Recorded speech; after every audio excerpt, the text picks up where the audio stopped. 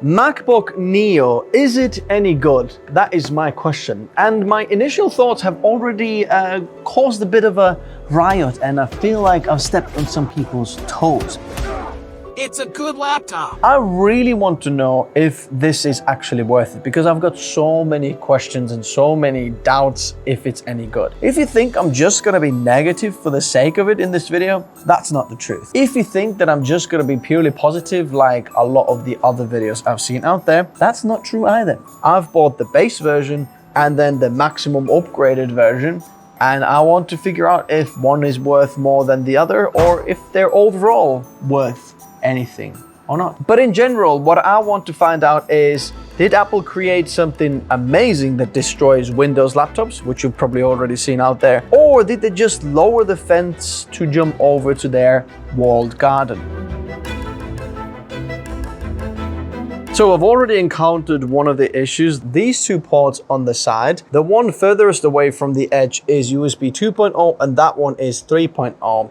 And if you connect a fast drive like this one to the 2.0, it's just not going to turn up, which is weird. Also, that USB 3.0 port that I've got it plugged in does not support Thunderbolt for upwards or backwards. In some ways, understandable, but I have all my Mac backups on this Thunderbolt 5 drive.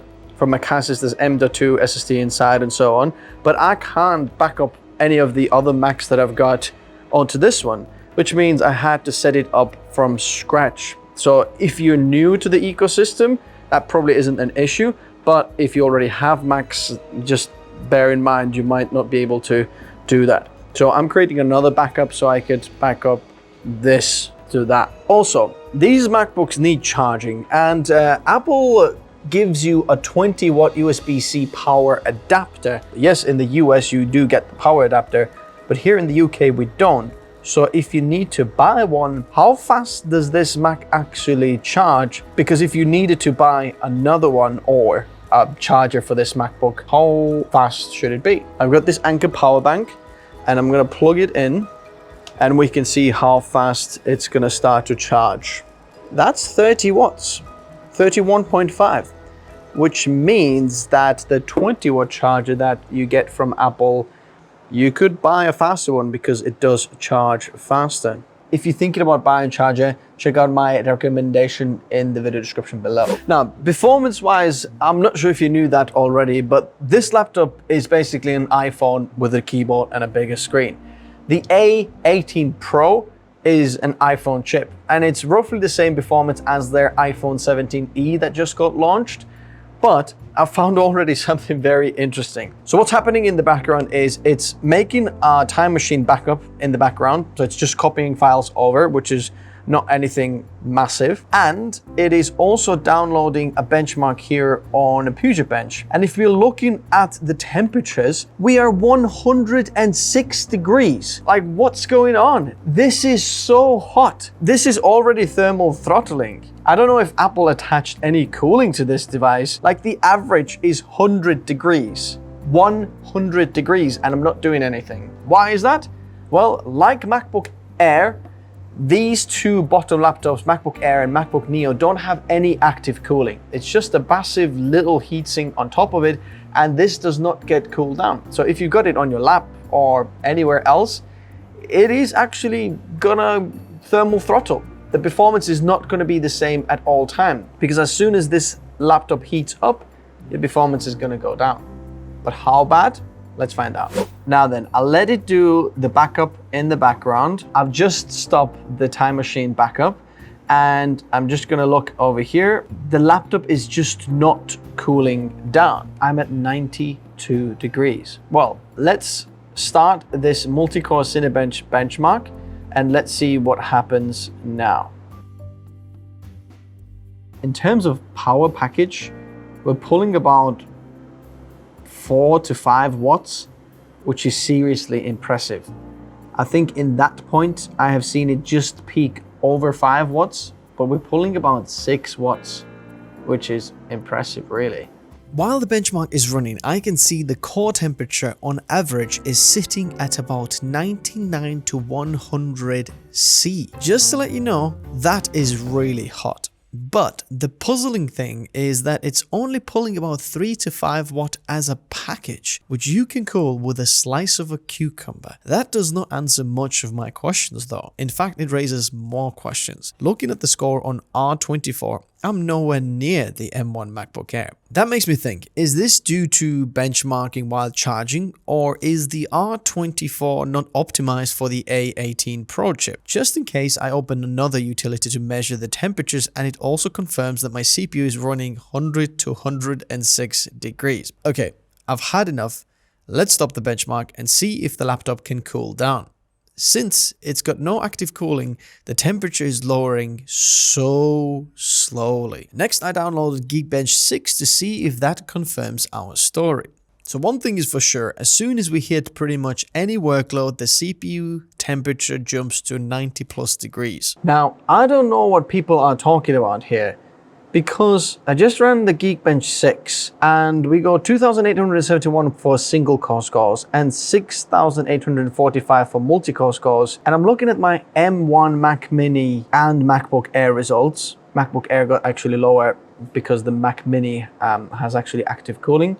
But the MacBook Air has got 2,377 points. So the single core is better on the A18 Pro, but the multi-core is 8,594, which is quite a bit faster than what we have on the A18 Pro. So is it an M1 killer? That statement is a bit of a stretch. Perhaps the GPU test is showing different results. So looking at the Metal GPU score, we got 29,645 points, which is also not M1 killer. It's the M1 gets about 30,393, so slightly more. And what I can see is instantly, as soon as I start to run the benchmark, it jumps to 106 degrees. The GPU is 106 degrees.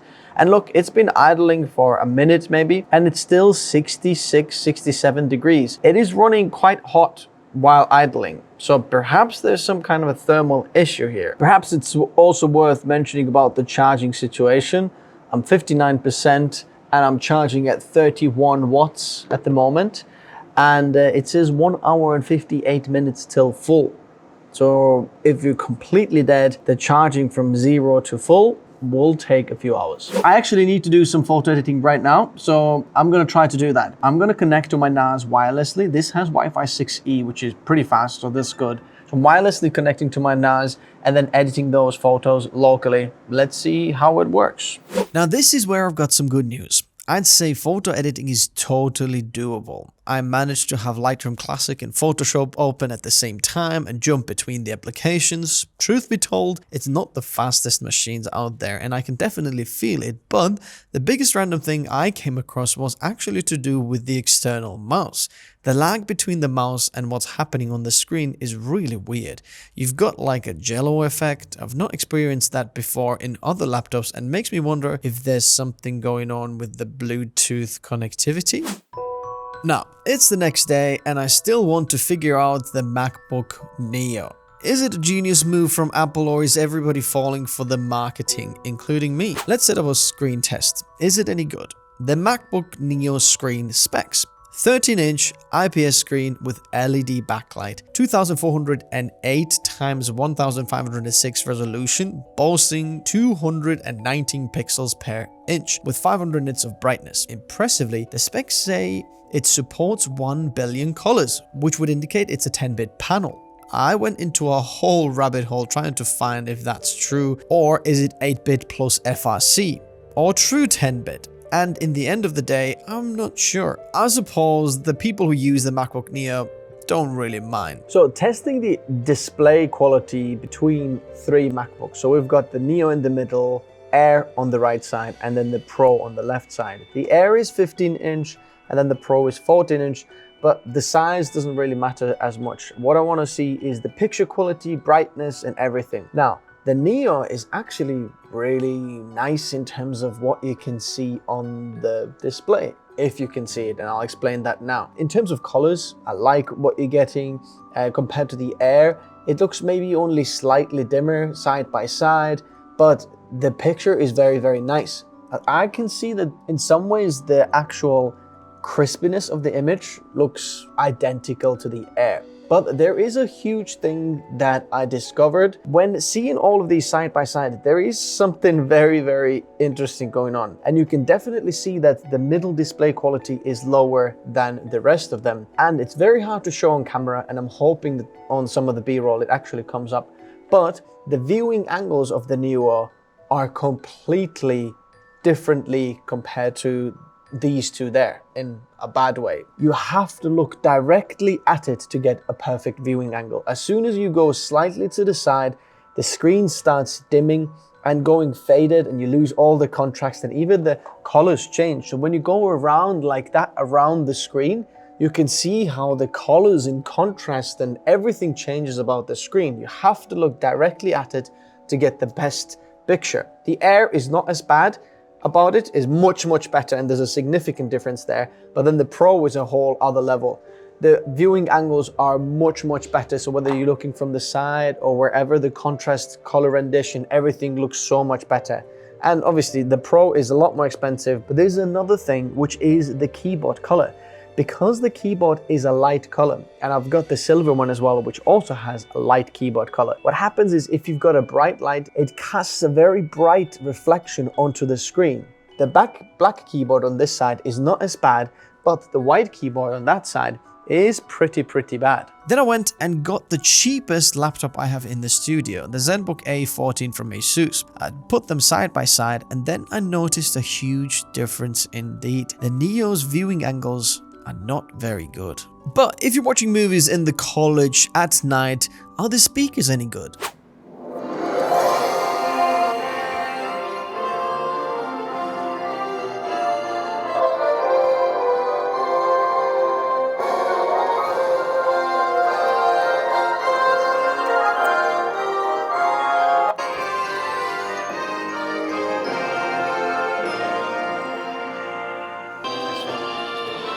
Yeah, it is better.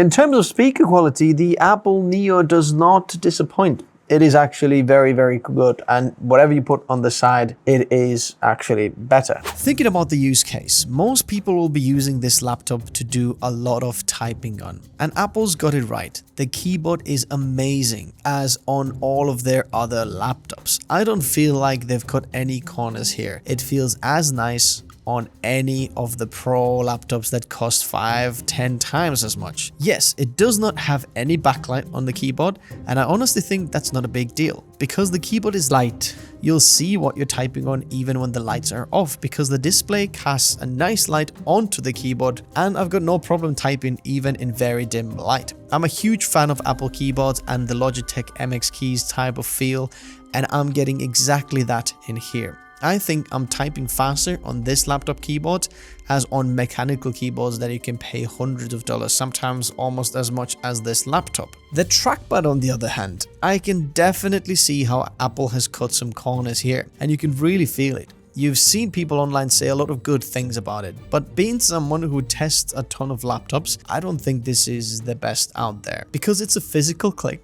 and the click works all over the surface, so it's better than the diving boards that you've experienced. Regardless, there is still more travel in the edges of the trackpad than in the middle of it, and the MacBook Air feels like a huge upgrade from the Neo though. Comparing the trackpad to Windows side though, Apple's holding on very, very well. Windows has still got some work to do. So about the trackpad, if you've used any other Apple MacBook Pros, MacBook Airs, then this is definitely a downside. And there are some things that are actually different. For example, I am so used to having 2-finger tap to have the right click, whereas now the tap does not work. You have to have a click. So a lot of your gestures that you're used to having a tap, now you're gonna have to click it, which it just takes a little bit of time to get used to, but it's not a bad thing. In terms of repairability, Apple's taken leave from the frameworks book, which is good. It's very easy to open, and I just looked at Jerry Rig, just open up the laptop, and it's fantastic. I could do that. But there is also another side of the coin, whereas this is, I feel like, where the whole of this video is kind of going towards, which is if you make it very easily repairable, which is a good thing, Why not upgradable? Adding storage would have been an easy option in there. There's plenty of space underneath there. There's plenty of things that you could do, but not quite yet. But for some reason, Apple decides not to give you that option. And I get it, as a company, you need to make money, so there's a reason why you want to buy the MacBook Airs and higher end devices. On this one, I feel like the most that I need to upgrade. MacBook Air, maybe not so much, but on this one, you really feel like, oh, I can't wait when I need to upgrade. If you look very closely to the Jerry Riggs video, you can see that the cooling is non-existent on this one. There's a sticker with some thermal paste underneath. So if you want to get better performance from your MacBook Neo, I highly recommend checking out my MacBook Air upgrade video, where you just buy $10 thermal pads, put them in, and you'll get so much better performance out of this one. Much cooler because there is no cooling in this one. In some ways, I think that even the iPhone has better cooling than this laptop. Well, this laptop is an iPhone, but what if this laptop was an actual iPhone or an iPhone accessory? Let me explain. After watching a teardown video, you can see that this laptop is really an iPhone, which is a lot of ways impressive. That iPhones have gone so far that the laptops are running on a phone chip. But that makes me think about an idea that Apple would never do, but would completely destroy the budget laptop market. What if this laptop was empty inside? The only thing it would have is battery, some storage, and a slot for the iPhone to go into. We can go two routes here, either pogo pin layout and physical connection, or wireless connection. This would charge your iPhone and run the laptop from the iPhone. Now think about this for a second. This is actually a really interesting idea, because if you look at the iPhone 17 Pro, for example, that one has 12 gigabytes of RAM, and the iPhone storage can up to 1 terabyte or even higher. So the iPhone storage and RAM can be higher configuration than this laptop here. So why make a laptop that is limited in everything? What if we could shave this laptop price even half and have an accessory where you can just slot an iPhone in, and then you will have an iPhone type of laptop, MacBook Neo or iBook? That would make sense, right? iBook, Apple iBook, and run this whole thing from your iPhone, because your iPhone is more powerful than this and is not actually having any cooling issues, which this laptop does. Now, having to think, this is not actually a new idea, and Samsung did have their DeX idea where you can run kind of your Android from your phone and things like that. But this would take it to a whole other level, because Apple's ecosystem is so much better what's out there, and that would really kill all the competition. All this laptop would be is just an extra power bank, storage, and your iPhone is the running device. I like that. Do you agree? Let me know in the comment section below. What about the price? One thing for certain, the MacBook Neo is very well priced and most likely a lot of students are going to buy it. But is it really a good option, or are there any alternatives? I've actually tested the Asus ZenBook A14 and I love the laptop. I think it's the Neo's closest competitor, and I found that on Best Buy you can get an open box for $586 with excellent condition. That's slightly cheaper than the base model Neo and has 16 gigabytes of RAM and 512 gigabytes of storage, plus a much better screen and bigger screen, and in fact performance. But I don't want this video to be convincing you to switch to Windows, because everybody, including Microsoft, knows that Windows 11 sucks right now, and most people in the US market are using an iPhone, which would mean that a MacBook Neo would be a better option in the ecosystem, especially if you're a student. If you're a student, I think the $90 extra for the 512 gigabytes of storage and a Touch ID is a good upgrade, and most people should do it if you can get the student and teacher discount. It's gonna save you so much time logging in with just the Touch ID, and the extra storage is very much needed. I think this laptop has a lot going for it, and I can see why it's instantly most popular and most sold on Amazon. The marketing has been amazing. Let me be honest, if you're a student, then the MacBook Neo is one of the best laptops you can buy. But there's always a but, isn't there? I don't think this laptop is as good as it seems when glancing over the other reviews on YouTube. Everybody seems to be saying only good things about it. But after trying the laptop and putting it through its paces and really trying it what it's like, it's lacking a lot of things. And there are a few things that you need to know, which hopefully you do by already reaching this part of the video. The biggest lie that I'd like to balance here is that there is no alternatives. That's what you heard people say. That's not true at all. There are great alternatives from Apple and from Windows. ZenBook A14, for example, or a renewed M3 MacBook Air, which you can both find in the description below. Performance-wise, if most of your workflow is online, the Apple Chromebook here is a great device that gets you started. But bear in mind, the walled garden is a lot easier to jump into than to get out of. Just remember, there are alternatives, and when people say there are no alternatives or this kills all competition, I don't think that's true.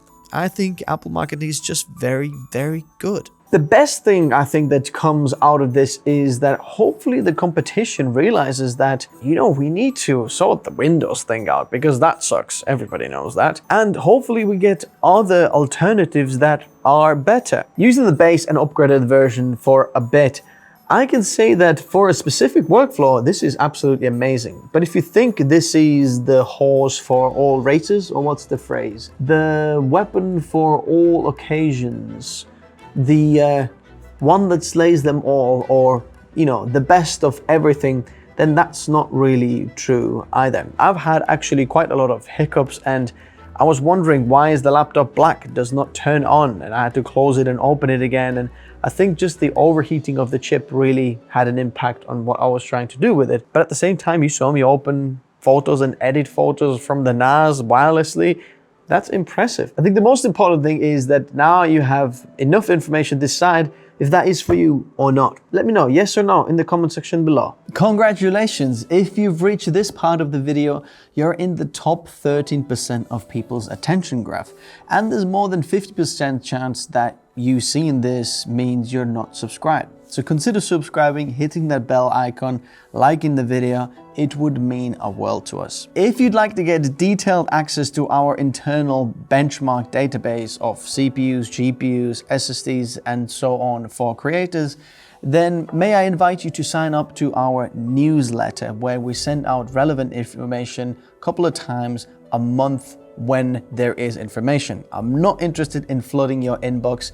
This is when there is good information to share for your creative workflow, then we'll send those emails out. And also you'll get the most exclusive access to some of the behind the scenes, perhaps even giveaways. So scan that QR code or link in the description below. If you've got any urgent questions to me personally, you can always reach out on Minect. I'll always get back to my messages. If you're looking for a new hoodie, may I recommend this one. This is not just any cheap random hoodie. This is a high quality hoodie that you can get. And when purchasing this, we get a small little kickback to help us build what we're building here. My passion is to help creators choose the best tech for their workflow and help them save some money in the process. This is Tech Notice, and if you've reached this part of the video, you have been upgraded to the top 5% of the people who ever see this part. And now YouTube thinks that you'll like this video, and if you haven't subscribed, you can do it on this side. Thanks very much guys for watching. See you soon. Bye-bye.